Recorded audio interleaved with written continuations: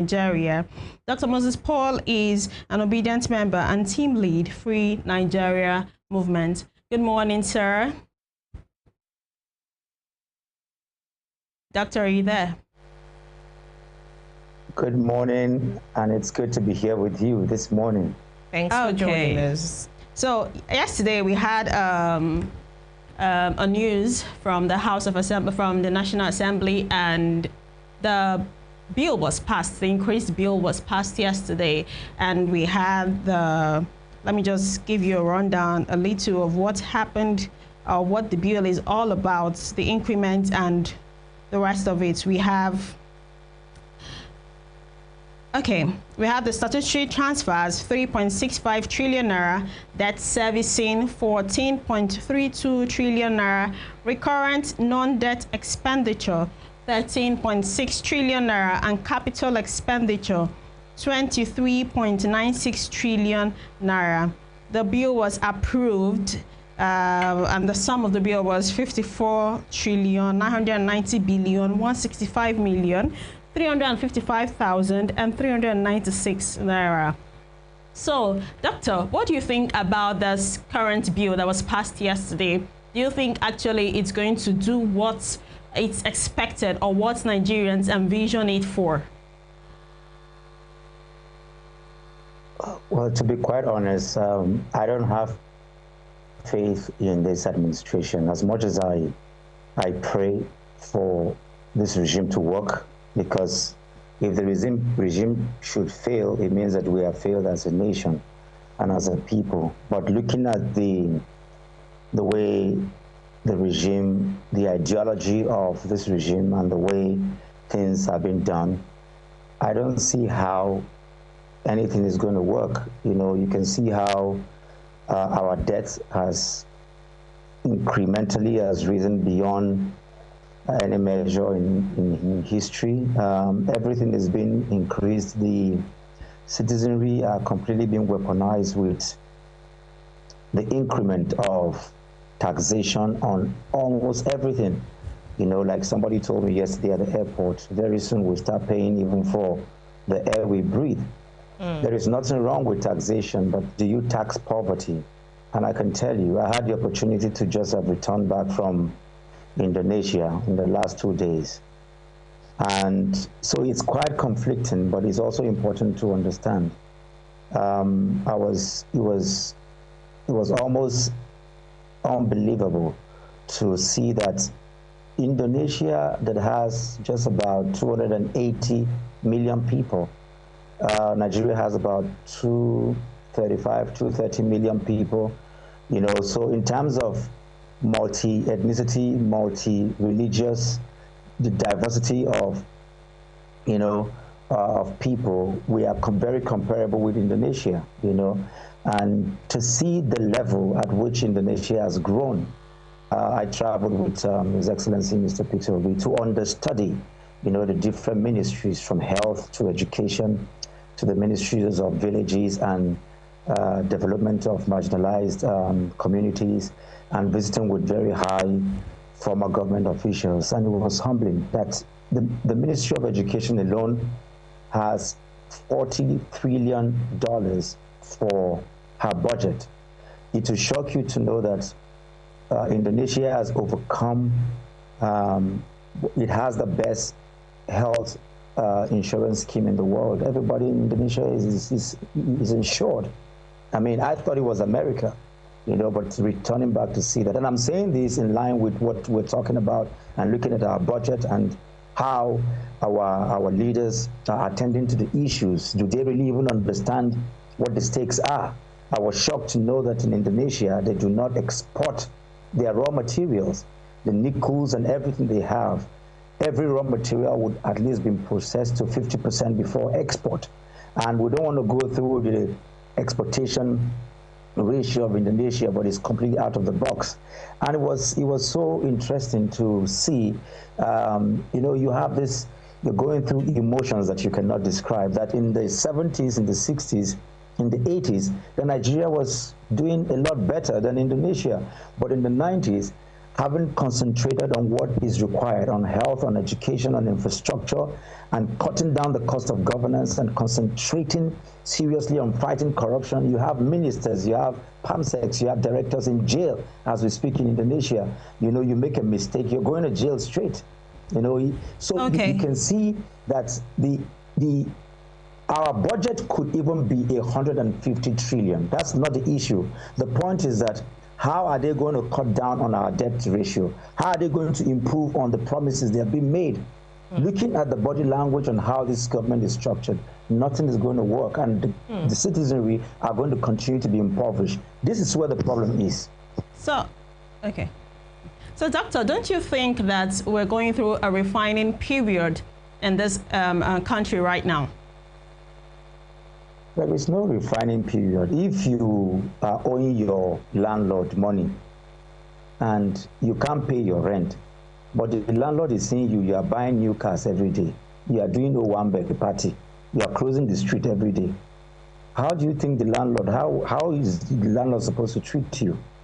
You can say Nigeria is a poor country, but it has leaders that are buying private jets, that are renovating houses. We have contracts in its trillions.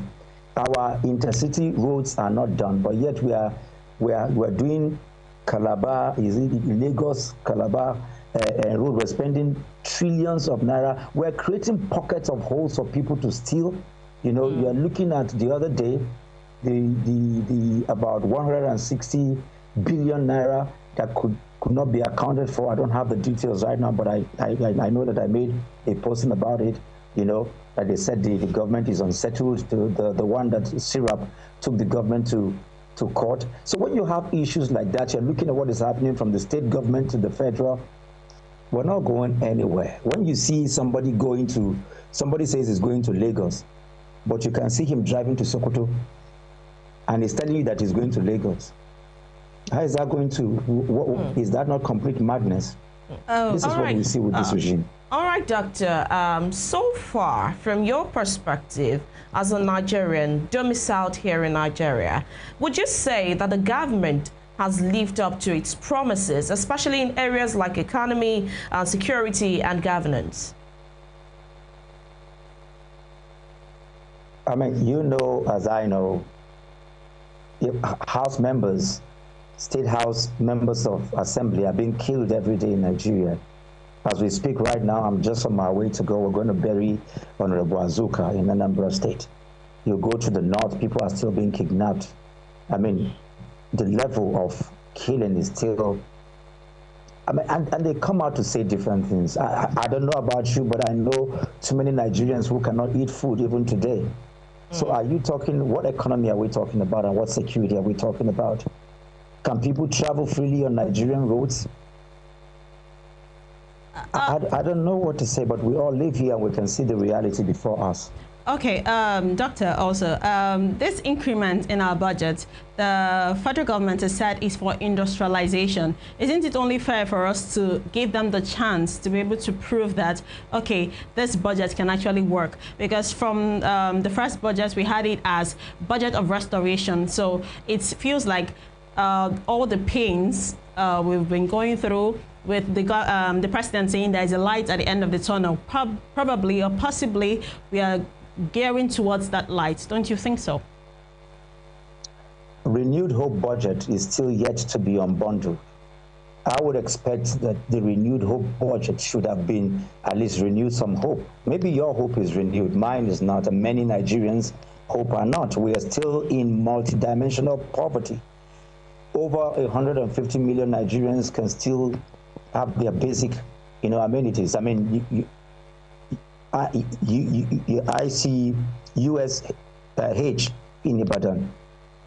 Students are protesting for lack of electricity over 100 days in the medical institution. The national grid is still collapsing. At least we've had 2 collapses. So it's almost like every month our grid will have to collapse. Yet we do not have the electricity to feed any industry as we speak. There is no manufacturing industry worth its salt right now that does not have its own power plant. I mean, I don't depend on Nigeria's electricity. My whole house is wired with what? With solar system. So what exactly are we really talking about? But the Ministry of Health has come out to say that citizens from the US and UK come down to Nigeria to seek medical care. Isn't that something The medical care we're talking about has to do with just pockets of some of the specialized individual hospitals that are here, and I can tell you more about that. But apart from that, I mean, I just give you an example of a medical institution that has been 100 days. I know primary health care centers where people bring in candle to come and give for mothers to give birth. This is the reality of our country, and this is where we are as a people. So I don't. If renewed hope budget, let them even come out and give us the details of the renewed hope budget, and then they can talk about the budget of restoration. What have you stored? What are you trying to restore? The renewed hope, has the hope been renewed? To now be talking about what? I mean, we just use, Nigeria is a place where we destroy the nomenclature of the English language. It's just like what the political parties have done with words like change and words like transformation and words like rejuvenation. And this is what we're seeing with this regime, just flaunting of renewed hope, restoration, whatever. You're going to go, I don't know what the next one is going to be, maybe intergalactical budget.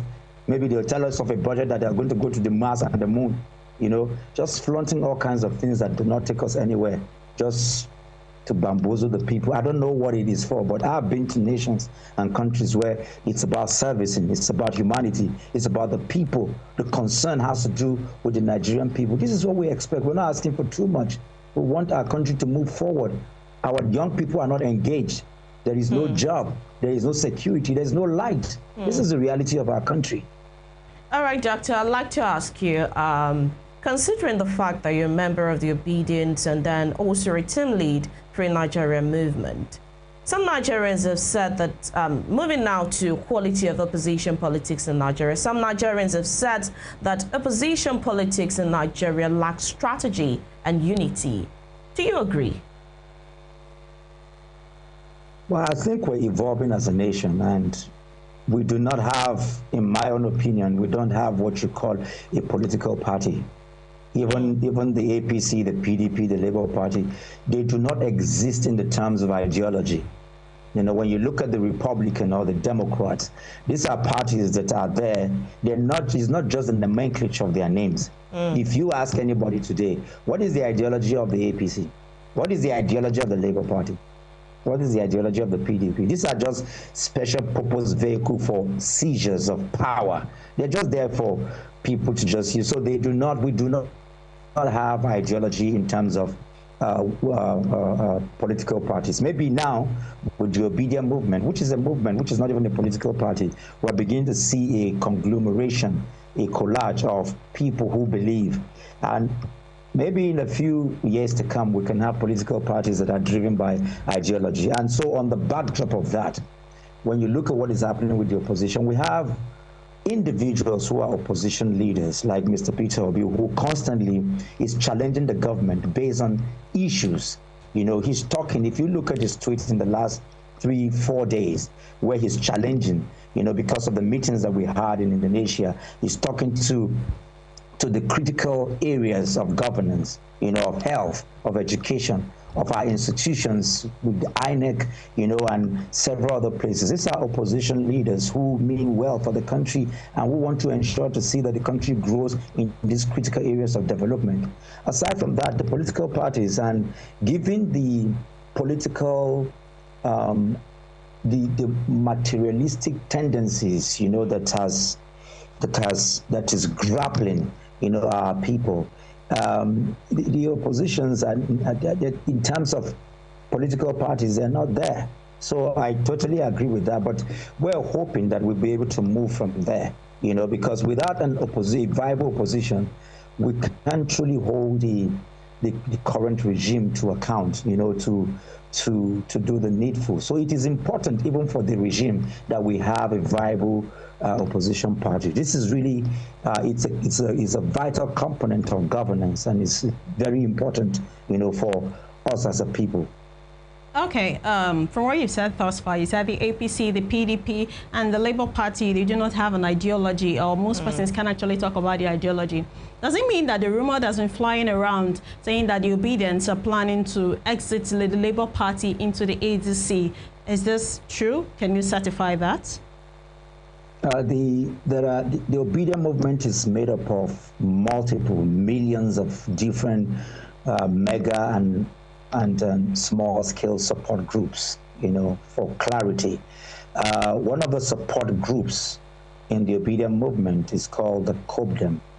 They are, and I think they aligned with the ADC. The Obedient movement is a non-partisan completely. It's a movement that is rooted in the ethos of good governance, of transparency, of holding leaders to account. It will always continue to maintain that. And in the context of where it is warehoused right now, the Obedient movement, because it has one primary leader, it is characterized on the ethos and the leadership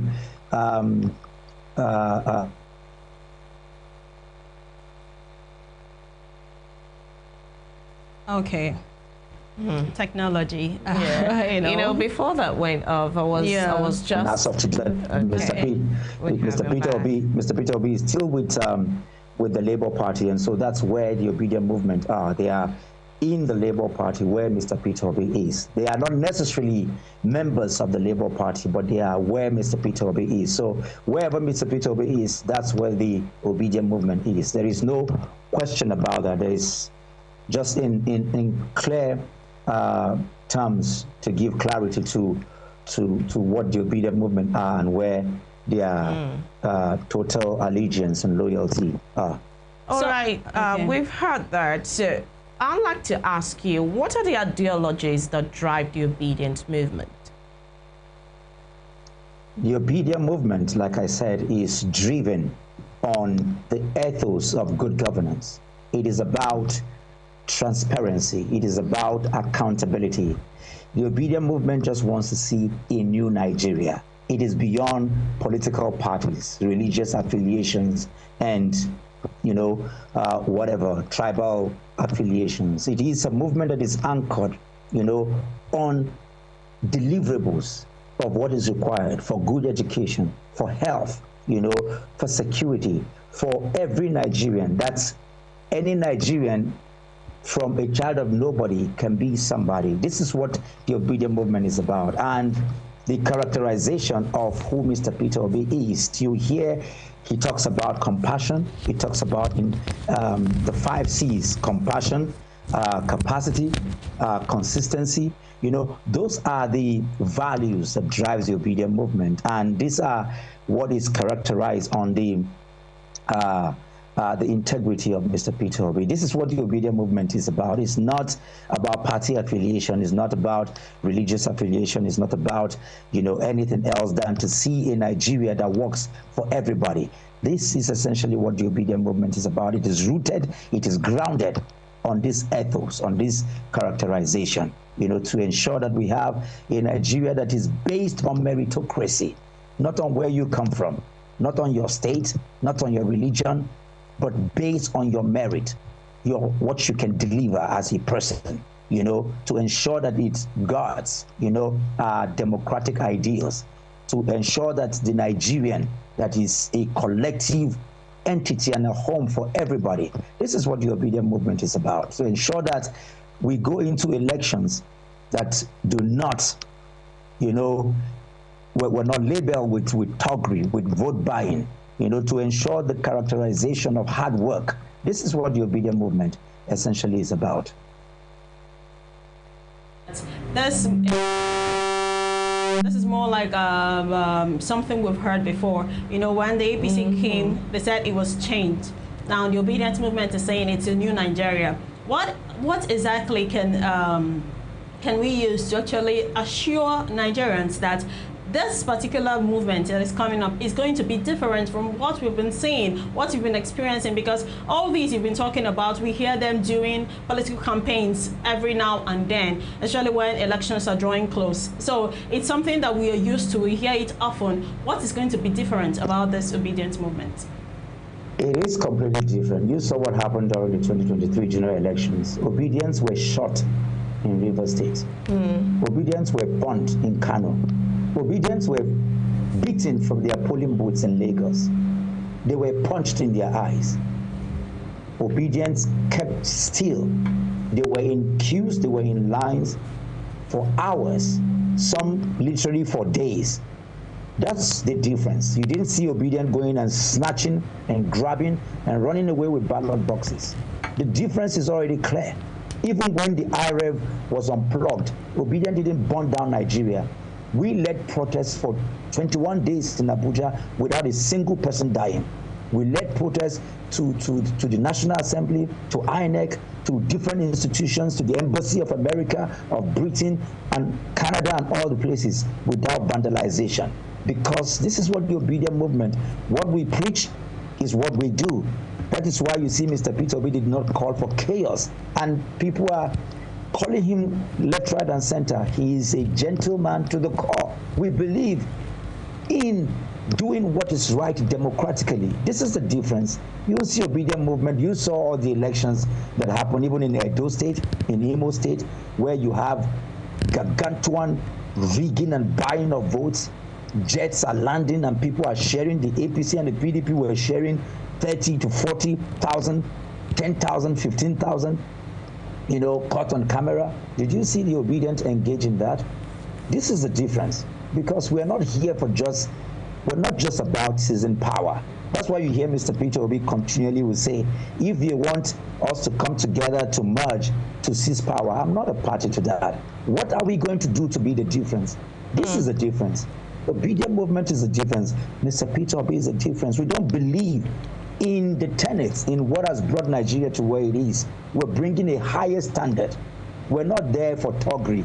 We're not there to be stealing ballot boxes and beating people and rigging elections. It's not going to lead us anywhere, So this is what the Obedient movement is bringing on board. And if you can't see that, even when we were rigged out, we still went to court. We still followed due process.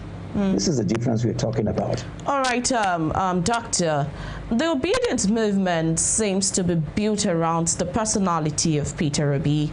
What happens then when in the future, in the nearest future, you'll begin to see conflict of interest? So what happens at that time when you're talking about good governance, transparency, and all of that? What happens when the center of the movement, Peter Obi, people seem to be going along different lines? So what happens to the Obedient movement?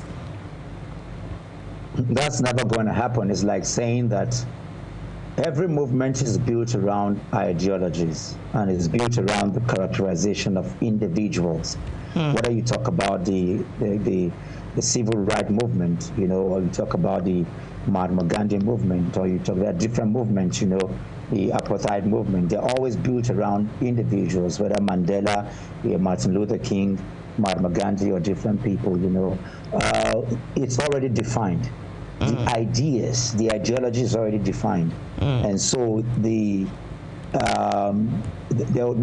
never going to be a violation of that's never going to happen, because that's what ideologies are about. They are concrete, ethos upon which this is built. So I don't see how that is ever going to be an issue. And if you're talking about in terms of with the consistency that has been built over the years, you can see the trajectory of Mr. Peter Obi, even long before when he became a governor, even while he's a governor, and what he's doing right now.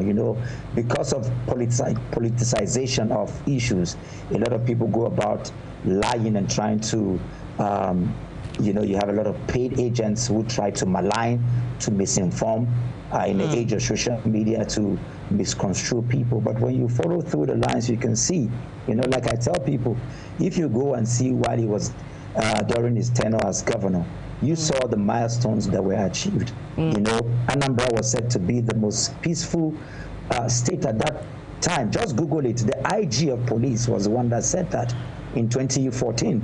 And when you look at even the debt management of Nigeria, you know, they came out to give Anambra, you know, and Mr. Peter Obi the merit card to say that of all the governors in Nigeria, that Anambra State was the least in terms of, you know, debt. You know, he single-handedly saved billions of dollars and nairas for the state, unprecedented up until today in Nigeria's history. These are the trajectories. You saw how he moved the educational level of Anambra State from number 27 to number 1 in the country. And you can see what is happening today. Even yesterday, he went to Afikpo in Ebonyi State to donate 10 million naira to the school there. Day before yesterday, even before we left for Indonesia, he's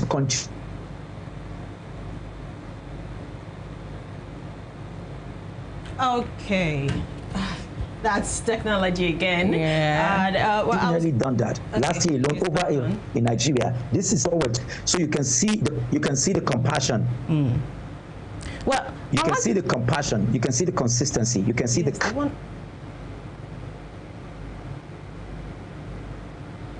character. You can see that the ideology of Mr. Peter Obi. From what you said, you've been saying, you said the obedience, Mr. Peter Obi, and you talked about the Labour Party. And then we've been seeing or hearing about internal conflicts in almost all the parties, all the major parties in Nigeria, and Labour Party is not excluded. So does it mean that somehow with what you've been saying, you sound like the obedience are planning to pull out of the Labour Party? Is that something we're looking forward to? Mr. Peter Obi is still the leader of the Labour Party. Okay. But like I said, in clear terms, the obedient movement is not about the political party. Wherever Mr. Peter Obi goes, that's where the obedient movement belongs. The obedient movement is not about political parties. But as of today, the Labour Party is where Mr. Peter Obi is, and that's where the obedient movement are. Well, some critics have said that the obedient movement is more of a social media force rather than a structured entity. How do you respond to that? If 6 million votes is social media when the current president has 8 million, and these are even based on the INEC, you know, data, I mean, you can judge for yourself. In the last election, we gathered over 6 million votes. Is that social media vote? Okay, Doctor, as we coast home now, we have to let you go soon. But I have this very important question.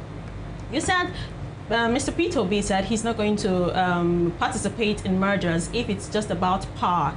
Now, the merger he's talking about is going to be with other people or probably other known political heads that we've seen or experienced their leadership styles before. And he's talking about a new Nigeria. Is it possible that these people can also tow the same path of a new Nigeria which Peter Obi is actually vying or fighting for? Because sometimes the state change is not really something you can walk around people. Someone's personality is really difficult to change, especially as an adult. His questions are very simple. He's asking, how do we move the nation forward? I mean, we're talking today, we're talking about security, we're talking about the economy, we're talking about infrastructure, we're talking about holding government to account. You saw what keeps happening. So you seize power from Goodluck Jonathan. Because you're not thinking about Nigeria, what did President Muhammadu Buhari and the regime, what did they do? You are here, you say it's a Milocon. It is not about season of power. It is about how do we move the nation forward. If it is about season of power, you know, you've seen regime change continually in Nigeria. So people seize power and don't even know what to do with it. And that's what Mr. Peter Obi is saying. The critical issues must be answered. Why are we taking power? If we do not attend to these issues, we will take power and do nothing with it. I don't think it's too much. And it's important for Nigerians to wake up. It is not about my tribe. It is not about my political party. It is not about my religion. It is about Nigerians. I mean, I told you we just came back from Indonesia. Indonesia is 85% Muslim populated country. Indonesia is 280 million people. Indonesia has 0 out-of-school children. Indonesia has ensured every citizen in Indonesia has what? Has health insurance scheme. People are working. The average salary of a teacher in Indonesia is 650,000 naira in terms of the equivalent in Nigeria. We're talking about 70,000. These are the issues to discuss. This is what Mr. Peter Obi keeps saying. Let's talk about the issues. How do the daily Nigerians live? If we're going to take over power, for what reason? Is it just to take over power and just loot the treasury and just begin to build and buy jets and begin to fly all over the world? Is that what power is for? Until these questions are attended to, it is going to be my religion, my tongue, my tribe. And then we'll be talking about creation of 31 states. Just to do what? To loot more. People are just thinking of what will come to them.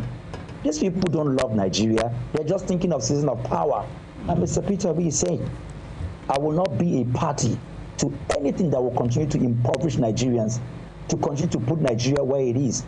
Anything that will take Nigeria from where it is right now to a true developing nation like Indonesia, that will bring us from this consumption system to a productive system where we can have industries, where we can have school of nursing, where we can have teachers being trained, where we can have our security being STEM. Anything to do with that, I'll be a party to that.